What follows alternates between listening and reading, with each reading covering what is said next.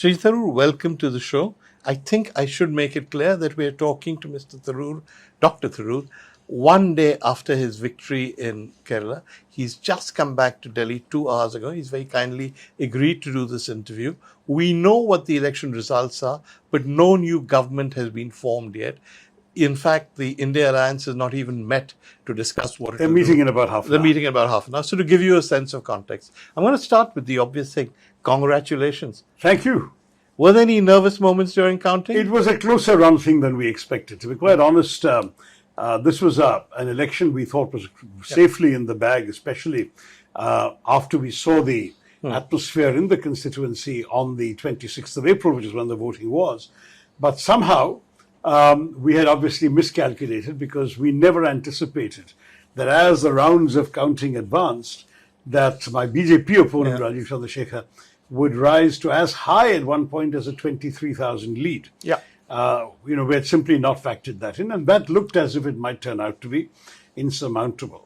Fortunately, we were able to do better, and in the end we came out 16,077 ahead, which suggests that it was a close run thing. And that's why when I was confronted by the media as soon as the results were out, I made it a point to congratulate both my opponents, Rajiv Chandrasekhar for the BJP and Pannian Ravindran for the CPI, on their spirited fight, because it really was a tougher fight. How many votes did you get? I got just under 4 lakhs. And Mr. Chandrasekhar? Sorry, I got 360s, I think, and Rajiv got 340s. How much did CPI get? And our CPI got 247. That many? 247. Oh, yeah. It was a serious thing. So the fact is that he took away a lot of votes that might otherwise have come to me. In many ways, Rajiv Chandrasekhar took away some votes that would have come to me, in the sense that people, particularly in the urban areas, sort of the educated middle class and upper class elite, plus the business community, which had seen me in many ways as somebody who could be a door opener for them nationally and internationally, saw somebody who they felt was more likely to be a minister after the election than I was. And that certainly was a good selling point for the BJP campaign. Vote for our guy, he's going to be a minister. Vote for your guy, and he's going to be sitting in opposition. Which would you rather have? So clearly, for many of them, the idea that they would have a representative who could deliver various things because he'd be in the ministry counted for a lot. That's all right. I mean, these things are all part of the game. Sure. And at the end of the day, it didn't prove enough, did it? Yes, you managed it. You think he'll come back? You think you're going to have to confront him 5 years later, or he'll move? Look, I'm not sure that I'm going to be confronting anyone 5 years later. Why? Because I believe, honestly, that it's time to make room for younger people to come up to the plate. I mean, it's not something that one keeps on doing forever. I've never really thought that I would do politics until I was carted away to my funeral pyre. So I would like to serve as long as I have the energy and the ideas to make a difference. But by the standards of Indian politics, you're a spring chicken. How old is Mr. Kharge? Well, I mean, Mr. Kharge is a rare breed who shows the same kind of energy in his early 80s as I think he showed in his 60s. I'm not sure all of us are necessarily going to be in that league. The other point, frankly, also is that I have really done a lot of hard yards. I've been through quite a few Agni Parikshas. Yes. Very few of them of my own making, I might add. But a lot have been like, I've done my bit. I've kept my head above water or above the flames, whichever metaphor you want to use. And I do feel at some point, I've earned myself a kind of break. I'm not saying that it'll necessarily be a break from public life. There are other avenues one can serve. But electoral politics, particularly in a place like Kerala, is a demanding profession. And, I don't take on a burden without being sincere about fulfilling it. And I will, therefore, be devoting a lot of time and energy to representing my people over the next 5 years. I think that at some point you're going to say, listen, this is an awful lot to do. And maybe I ought to be able to read some more books and write some more books and watch some more cricket and dandy my grandchildren on my knee before they're too old to do that. It's a normal human desire. So I'd like to think that remains an option. And certainly at that point, the party still wants me to do things. There are other roles which I could play for them, and they can let me know at that time. But anyway, this is all very speculative. You sound quite serious. Yeah. So you think there is a chance this could be the last election you'll fight? The last Lok Sabha election, yes. So Rajya Sabha is a possibility? Look, there are other possibilities, exactly. So, I mean, I don't want to be too specific because I've just literally won a Lok Sabha election yesterday. Yeah. Haven't even gone to Parliament to sign the various forms. And You're not just collect my- exhausted from the Lok Sabha election, which is why you're saying, I'm not sure I can do this again? No, I thought about this even before declaring for this Lok Sabha, because the fact is, Veer, that when I first came into politics way back in 2009, I made a pledge to my constituents that the day I felt that I could no longer make a difference for them, that I would step aside, that I was not interested in power or position or pelf. I'd had the great luxury of having enjoyed all of that at a fairly young age, and that too on an international platform. So I said, here in India, let me come where I can actually make a difference for real human beings I can see and meet. And that is a very different world from that of international diplomacy, civil service, whatever you want to call it. Also, I mean, just since we're on the subject, it was assumed that because Sonia Gandhi was very keen, you joined politics, that the Congress would give you a Rajya Sabha ticket. Nobody thought you'd go into Kerala and fight a Lok Sabha election. And you've won, what, 3 now? 4 now. 4 now. Yeah. That's quite a lot, right? Yeah, it's one of the proudest moments is that it's a record. Nobody in the history of Thiruvananthapuram has ever won 4 elections, neither in a row nor non-consecutively. So that is something I'm pretty proud of. I was already the longest serving MP ever because the only previous person to have won 3 times had a 1.5-year term, the famous 89 to 90 Parliament. Yeah. So as a result, the truth is that I've had a longer innings than anyone else in that slot before, which is all the more reason why I should be prepared to graciously make way for somebody else in future. Okay. So if you give up the Lok Sabha, it doesn't follow. You use the term public life, which could mean a variety of things. Exactly. So does it follow that you might possibly give up politics as well 5 years from now? Not necessarily. I think, once you've got into the world of politics, you're branded by it. Yeah. And I think that it's going to be really difficult now to shake off that particular virus, as it were. But honestly, the Lok Sabha is the hardest form of politics. Yeah. It does involve not only the whole process of getting elected, which is a challenge very often, but it also involves staying connected to the grassroots of your constituency day after day, responding to all sorts of problems. It's not just you're doing grand development projects all the time. You're very often being assailed by people who want transfers, who want money, who want interest waived by banks, who want assistance because their daughter's getting married and they can't afford to pay for it. I mean, you can't imagine the various kinds of people who have illnesses of the breadwinner and they can't support them. So there are whole lots of things you have to do.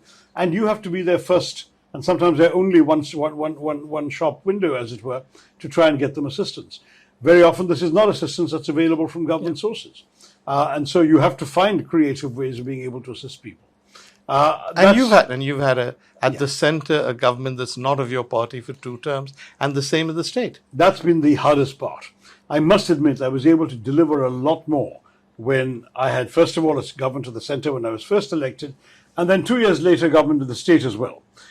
So, for example, one of my biggest triumphs in my first term was ending a 40-year logjam about a bypass to the highway connecting Thiruvananthapuram to the Tamil Nadu border. It was meant to continue all the way to Kanyakumari. The stones had been laid on people's land, but they'd never actually got the project approved and started. And so people came to me literally saying, please get these stones removed, even necessarily cancel the project. But we can't wait anymore. Our lives are on hold for 40 years. We can't even get loans on our land or sell our homes. Everyone said the government's going to take it over. So I tackled that with a vengeance, and though the central government was already ours and they were very helpful to me, the second challenge was that the state government, run by the communists at that time, had decided they would not do any land acquisition. For national highways, you need that. Yeah. So when our government got elected in Kerala, that's when I was able to pounce and say, will you be willing to acquire the land for this? And the answer was yes, and then I was able to get the moving parts to fit together, get it included in the UPA government's budget for 2013, at the same time, get the survey done by the state government, land acquired, and the first checks changing hands before the 2014 election. And I was at least shrewd enough, despite it being my first term, to know that if I didn't do it before the 2014 election, the BJP would surely claim credit once they came in at this advanced stage of the process. So I not only advanced it, but I got it done, started the thing ball rolling, and that became a huge triumph, the national highway. And I think it saved me in many ways in what was otherwise a very difficult election in 2014. Yeah. 2019, by comparison, was a slam dunk. I won with a lack of votes. And 24, I thought, appeared on the surface to be more like 2019 than like 2014. And I got it wrong. It came out to be a different version of 2014 without anybody really noticing. I think the BJP was able to make far greater inroads. And it is striking. I think we have to realize that these are all important currents for Kerala. As you know, Yeah, the BJP won one seat in Kerala, which they've never, ever done before. So is that a trend, a shape of things to come, or is it that they're winning because there's anti-incumbency against the left and a lot of people won't vote for you but would look for somebody else, that they have movie stars and glamorous industrialists as candidates and that's why they do well? That's partly it, and I certainly do agree that Suresh Gopi, who's a friend of mine, by the way, and who supported me in my first election, 2009, and has served on committees I've chaired in Parliament, so he's somebody I've known, that he got elected partially because of his personal glamour, but also partially because he really made a serious effort to reach out to minority voters in ways that no other BJP candidate does. And that was, I think, a very sensible thing he did, because in Thrissur, for example, though there is a strong, shall we say, core support base from the Hindu community, he was able to win because he also got apparently a lot of Christian votes and so on. There'll be more detailed analysis going. Yeah. But at no point did he thump the communal tub. Yeah. He spoke throughout as a secular person. Which is my point. So he's not your average BJP He's not your average BJP. So if going forward, does that mean more people who are more like, say, for want of a better term, your average BJP candidate, if they stand, does it necessarily follow that Kerala is going to vote for them? No, in fact, Kerala is a very interesting state and an unusual one by Indian standards. It's only 53% Hindu. Yeah. So when we speak of minorities, it's actually an odd word because the minorities have no minority complex. They don't feel of themselves as minorities. They're as much Keralites as anybody else.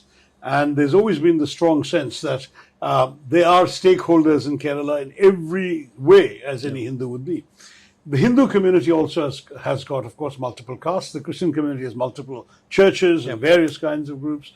And the Muslim community is overwhelmingly strongly Shia and is therefore a little more, Sunni. Is Sunni and is therefore a little more, I wouldn't say monolithic, but a little more united. Now, given all of this, I would say that the strong message that a candidate from the BJP has to give is that he understands this reality of Kerala, embraces it, and wants to represent it. That's extremely difficult for a party which is known principally nationally, especially under Mr. Modi, for inflammatory Muslim bashing and minority bashing. And one of the things that makes it difficult for a BJP candidate would be that, you come to Kerala and Christians have on their phones WhatsApp videos of churches being burned in Manipur, of pastors being attacked in a number of northern states, of worshippers during Christmas week being dragged out of their churches and hammered, and this sort of thing that people say, if the BJP is trying to sweet talk to us here, but this is what they're doing elsewhere, what's to prevent them doing it here one day? Yeah. And that becomes a legitimate concern. And if you're a fire-breathing sort of BJP, classic communal card-playing politician, you're never going to get the kind of traction that you need to win an election in Kerala. Now, I'm going to segue from that because you raised an interesting subject to the national picture. Sure. There was, as you said, a certain amount of inflammatory rhetoric about Muslims in the campaign, suggestions that your party would snatch Mangal Sutras and even buffaloes and give them to the BJP. Do you think that's worked, or has it made any difference to all? No. I mean, obviously, many of us actually were able to make a mockery of this. I mean, it was such an illogical claim to make. Number one, because it's not in our manifesto in any shape or form. Neither the word Muslim is in our manifesto, nor the word redistribution, nor anything else could justify the statement. Or buffalo. And as far as buffaloes and Mangal Sutras are concerned, we could make a joke of it in our speeches. Watch out, we're coming to steal your buffalo. And I think, our speeches actually went over very well when we were able to go ahead with this. I think that was a big mistake on the part of the BJP, and I think it's hurt them in many places. There also was an over-reliance, I think, on the whole Ram Mandir effect, which I think had begun to fade. And I was foolish enough, perhaps, to say so openly, that I thought this had an expiry date, as it were, attached to it. And somebody pounced on it and said, you're saying that Ram has expiry date? I said, no, I didn't say that. I said that the political sort of retail value of keeping on selling this has actually faded. And you'll see for yourself that those who are going to vote for the BJP because Raman, they're already voting for the BJP anyway. Its potency in being able to influence new voters is simply not there. So looking forward and looking at the results, which, I mean, the BJP is still the single largest party and the NDA is still in alliance with the majority, is still way short of what Mr. Modi had said would happen. What's the message from that result? I think there are multiple messages from that result. One is, I think that people have reacted very badly to the arrogance and overweening, for lack of a better word, authoritarianism shown by this government. I think it was very, very clear that this government, if they had a repeat success of this nature, was really going to create what has been called a republic of fear. Yeah. And that is something which I think most people wanted to push back against. Many people were bridling against that. Second, there is a message to Mr. Modi that while he may still run the government, conceivably, that he's going to have to suddenly take into account a whole lot of views he was able to ignore in the past. It's striking, for example, how dispensable his allies were in the first two governments, because he had a majority without them. So it was very, very clear he didn't need to consult his allies on anything he wanted. They'd have to take it, lump it or leave it kind of thing. That era is over. He can't pass even a budget without taking the significant allies on board, because he needs 3 allies to be able to reach that 272 mark. And that's going to be extremely important for him. Third, you've got the situation where even within the BJP, I believe equations will change, because don't forget, Mr. Modi famously imposed demonetization without having even consulted a single member of his cabinet, including the finance minister. He was able to declare the COVID lockdown at a few hours' notice without consulting his cabinet. He took a number of decisions at various stages with at best one aide or one assistant or one minister in the know, and imposed it on his party and on the nation. I find that conceivably impossible to do again, because there could easily be a revolt, and a revolt that he would not be able to overcome very easily. Don't forget that all you need to do is for one of these top 3 parties amongst the allies to pull the support, and you're in trouble to get to where you want to get to. So that, I think, is going to change the style of governance. Fourth, Parliament. I mean, I can speak from now 3 full terms in the Lok Sabha that I have seen Parliament being reduced essentially to a notice board for the government's announcements and a rubber stamp for the Prime Minister's decisions. And had got to a point where this business of literally anything that came from the cabinet could not be amended, made Parliament a pointless institution. I remember days when we were in power, where an MP could stand up and make some constructive suggestions, and the minister would withdraw the bill, make the necessary amendments, and come back because they were sensible suggestions. Nothing like that has ever happened with Mr. Modi's government. For that matter, in our time, 84% of all bills were referred to standing committees first, so we got a cross-section of views of all parties. Now 14% have been referred to standing committees. So you're looking at a parliament that's not functioning as a democratic parliament should function. I believe that will have to change. There is speculation where we're still not clear what will happen, that the TDP is asking for the speakership. If that happens, if you have a TDP speaker, a lot of that changes by definition, right? I would imagine that the TDP speaker will not be simply going to surrender to dictates from the BJP government.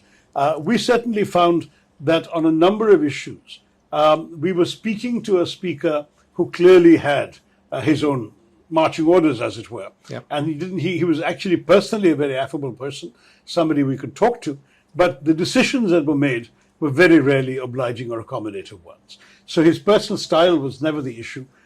His willingness to listen to the opposition was never the issue. But at the end of the day, the decisions that came appeared to be coming from the government. And all of these things, I mean, we have a situation where, to be very honest, the way in which the parliamentary committees were treated. My own example, I was chairman of the External Affairs Committee, which since the inception of Parliament, of the committee system in Parliament, has always been chaired by an opposition MP. The BJP decided, for their own sweet whims, to take it away from me and give it to a BJP MP, which sends a terrible signal to the nation and to the world that even on foreign policy we're going to be partisan. This kind of thing really needs to change. We have to have some respect for the traditions and conventions of Parliament. It used to be said of Congress parliamentary affairs ministers that they spent more time with the opposition than with their own party colleagues. But that's the job. That's the job. That never happened with the BJP parliamentary affairs minister. They sat there with a grim face and issued diktats. That's basically the way that worked. So there really has to be a completely different way of functioning in Parliament. And my hope is that if the BJP is able to form a government with their present allies configuration, that they will at least be a far more amenable government to work with the other side. There's So also, all of these there's are also positive. more of you in Parliament now, so you can protest more strongly. I mean, you can't ignore the opposition or wish it away as they have for 10 years. Correct. And the truth is that I wish it doesn't come to that. But certainly, with an India alliance number of 230 odd, you're looking at the capacity indeed to paralyze the functioning of Parliament, which is not what we want to do.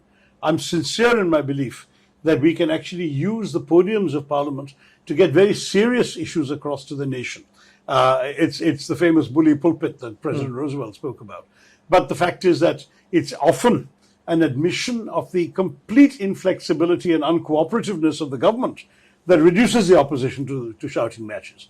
So my hope would be that the government, recognizing that, will now be cooperative. I mean, I can tell you that when BJP had just 116 members in Parliament in my first term in UPA 2, they were able to paralyze Parliament. We've got double that. So I would say And they argued it was a legitimate means of protest. they did indeed, Arun Jaitley's famous line, which it's not, it really isn't. But anyway, it's now been enshrined in Indian parliamentary practice as a legitimate form of showing your disagreement with the government. My own view now is that we really can make Parliament work better if the government respects that being unreasonable to the opposition can invite that sort of reaction. They might try to be reasonable to the opposition. Okay, let's talk a bit about the Congress.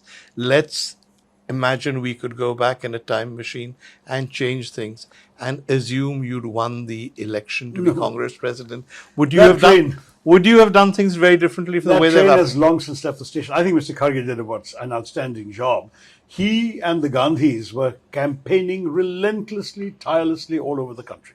And what I was very impressed with, Priyanka, for example, and Kharge Sahab both came to my constituency and campaigned for me. And I was very impressed by the amount of dedication, commitment, and energy and time they put into all of this. I don't have an exact number for how many constituencies they went to and how many candidates they supported. But between the triumvirate, I would say they probably reached everybody. It was an astonishing performance. And the result now is that we've seen this kind of result. So all three of them have been strengthened, both within the Congress, within the opposition larger, and within the nation. So I think we're looking at a very, very impressive transformation in the perception of the opposition's leadership than ever before. Plus, some of our allies have been strengthened. No doubt that Samajwadi getting 37 seats in UP is a huge boost for Akhilesh Yadav.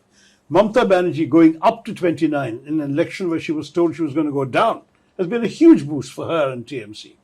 And the DMK winning every seat they contested. My gosh, they could have contested more and one more. So, I mean, you've got some very strong allies who have got solid grassroots support and bases in their states. The combination is hugely impressive. And I think that the government has to be very, very sobered up about all this. In some ways, it's interesting when Rajiv Gandhi back in 89 came down to 197 seats, and he was asked as the largest single party whether he'd like to try and form the government, he immediately said no. He said, because what has happened is a repudiation of everything I've done. I think I should give somebody else a chance. I'll stay in opposition. If Mr. Modi were made of different material, he might have said the same thing, because this has been a repudiation across the board of much of what the BJP has done in the last 10 years under his leadership and his style of governance. So what happens now? Looking ahead, you've been now in politics a long time. You've seen this government up close for 10 years, or at least a version of this government. Do you think we're going to see the same sort of stuff? Will there still be a reliance on agencies, still be attacks on the opposition? Will the style change? I hope for the sake of the nation that the style changes, because the opposition is no pushover. And I don't, honestly, a different kind of leader might be unwilling to take steps that needlessly provoke the opposition. You can't imagine Mr. Vajpayee with his government of 186 people from the BJP and 26 allies. You can't imagine Mr. Vajpayee doing any of these things, right? Even though as a prime minister he had a good, solid approval rating and a lot of following. I would like to believe that Mr. Modi will take this opportunity to try a different style of approach. Very often people say that that he's never needed to take into account the views of others. Maybe now he realizes he does need to. First of all, his own allies, because he doesn't have a majority for anything. Oh, he doesn't have a choice but to He has listen no to them. choice but to do that. But secondly, also the opposition, so that he can actually get some things done for the benefit of the nation that the opposition may agree with. Whether it's some of his more ambitious economic schemes, where if he persuades the opposition, he might be able to pass some of them. He's done some useful initiatives that on tech stack, for example, or on the UPI, all of which actually had their origins in the UPA government, but which he was able to take through further. He could easily come back to the opposition and say, look, this should be seen as something the nation should take collective pride in. Let me work with you. Can we do this for the next step, and will you work with me? That's not been their style. But will the opposition listen? Will you guys be willing to cooperate with It them? depends on the issue. I don't think we're going to listen on some of their more contentious actions and bills. We will not listen, I'm sure, when it comes to their notion of a uniform civil code, their notion of one nation, one election, some of these things which were divisive issues, which is what led them to say they needed 400 so they could amend the constitution at whim. Some of those things we're not going to do. But there will be other things that we could do. Will you, for instance, back them on reform? Because your manifesto and your campaign was fairly lefty, wasn't it? Yes and no, because don't forget, we're also the party of liberalization in 91, which we've never disowned. Many years ago. No, but our main emphasis has been not on knocking business. In fact, I think Rahul Gandhi even made a speech saying so in as many words, that we are not going to be anti-business. We're only anti-crony capitalism and favoritism. So that's number one. Number two, what was some thrust of the two UPA governments under Manmohan Singh? I mean, as somebody who participated in the second government, let me say, as I explained it in Parliament, we stand by liberalization. It was a good thing to do. It freed the economy and generated more wealth. The main difference between us and the BJP is that we wanted the revenues emerging from that liberalization to be distributed to those who were the marginalized, the excluded, the oppressed, the poor, the left out. And that is a laudable objective because it actually makes these people into consumers. They get purchasing power. They then become consumers. Well, to be fair, Mr. Modi's done a fair number of welfare things. So some of those things he'll get our cooperation, but he should stop this business of putting his face on everything and making it a personal affair. Giving away bags of rice with the Prime Minister's But that's got nothing to do with face on it. liberalization. That's just different. I mean, no, he's the point still is giving away bags of rice regardless of the whose bags of rice pictures is on the all bag. very well, but the personality cult was getting embarrassing. I don't know, you must have traveled abroad. You speak With as the COVID you speak as the party of Indira Gandhi who started all this? Yeah, but I don't think Indira Gandhi would have put her photo on a COVID vaccination certificate. I'm Well, there sorry. was no COVID in those days. Yeah, well, any other kind. You go abroad and people say, who's this person? This is not your picture. And you say, sorry, it's our Prime Minister, and they start laughing. I mean, the fact is, it really was unfortunate. You don't go to railway stations and get invited to take a selfie with the Prime Minister. I mean, come on. This personality cult had gone beyond all reasonable limits, and I think that sort of thing ought to be dialed back. You think he'll dial it back? I don't or is think- that just part of his style? There's some questions. See, there are the known unknowns, and there are the, as what did Rumsfeld say, the unknown unknowns. Unknowns, yeah. And I think what Mr. Modi will do is an unknown unknown. We haven't a clue. Amongst the known Do you unknowns, think he knows? Do you think he knows? Because he didn't expect this. He's been, 24 hours? He's probably sitting and trying to figure out what to do as well. I suppose so, though I must say that some of the things he's put before the nation in the last few weeks look like unknown unknowns for everybody, such as this extraordinary business of not being biologically born. So, I mean, we've had some... He didn't say that, to be fair to him. He said his energy was not biological. I've heard that I know, few times it said, when my mother was alive, I thought I was biologically born, but now I realize that I have been sent by the Paramatma to do his work on Earth, and that's the only explanation for the energy I have. The energy came later. That's a summary, but a slightly unfair summary and translation. But let's move away from that. Your own party, the idea of an elected president working with the Gandhis seems to have worked better than one would have thought, right? An elected president working with them. Mr. Kharge, who's an Oh, I beg your pardon. No, of course. Yes, it's worked very well within the party. And I would say that Mr. Kharge has actually turned out to be somebody who in many, many ways was the right person for this job at this time. I say this as somebody who contested against him. But I think he's turned out to be just what the doctor ordered. And it's very, very interesting that right now we have had the hands of all the leaders strengthened by the election results. You know, there were all sorts of statements by BJP leaders that there was going to be a hunt for scapegoats, and that Mr. Kharge would be, coming up for the Chop. Exactly, and that somebody else, all this kind of talk, and that's all had to completely disappear. The BJP has to eat crow. They now have to find a new president. Yeah. And they're going to be facing some other... And possibly a new chief minister of UP. Well, I'm not going to go there. Let's see right. what they can figure out for themselves. What's interesting, of course, for us is that for once, at least a number of issues are in play that makes our democracy back to being a vibrant exchange of views. All I request of the BJP today is to stop thinking of every criticism or dissent as anti-national. If only the BJP would now understand that we are all interested in the nation's well-being. However, we see a different way of achieving it from you. Therefore, we respectfully disagree with each other, rather than saying that you are anti-national, you go to Pakistan, you have nothing to do with us. That kind of politics must now cease. In any case, it's not going to work when half your parliament almost consists of people who don't agree with you. Okay. So you're on a fairly optimistic frame of mind, even if you say this is probably your last election? I think, as I said, I'm really fairly serious about it being my last Lok Sabha election. But I'm also very conscious that in politics, an overt dictum is never say never, because God knows what circumstances may change. But certainly, given the foreseeable realities, I think the next 5 years in the Lok Sabha should give me a chance to make all the contributions that I can to the nation, to my party, and to the people whom I represent in Parliament.